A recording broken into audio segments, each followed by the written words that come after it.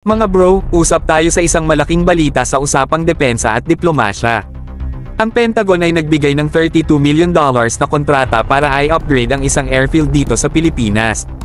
Pero hindi lang ito basta upgrade, bahagi ito ng mas malawak na strategiya ng US para palakasin ang ating military capabilities. Sa pag-init ng mga usapin sa Indo-Pacific, lalo na sa China, klaro na ang hakbang na ito ay parehong matalino at makabuluhan. Funded ito sa ilalim ng Pacific Deterrence Initiative, isang proyekto na may layuning ipakita ang lakas ng US sa rehiyon.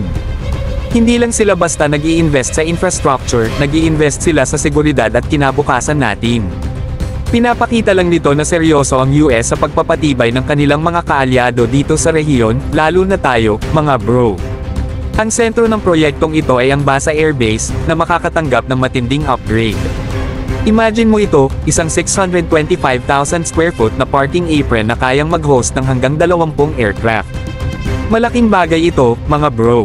Hindi lang ito tungkol sa pagparada ng mga eroplano, ito ay tungkol sa pagiging handa sa anumang oras, maging sa depensa o sa humanitarian missions. Isang malinaw na senyales na level up tayo, handang harapin ang anumang hamon.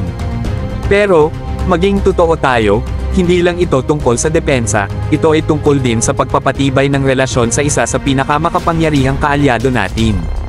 Pinapakita ng US na seryoso sila sa pagsuporta sa atin. Ang investment na ito ay hindi lang para sa ngayon, ito ay para matiyak na ang Pilipinas ay mananatiling mahalagang player sa rehiyon sa mga darating na taon. Bukod pa rito, ang mga upgrade na ito ay magdadala ng mas maraming oportunidad para sa ating mga lokal na komunidad.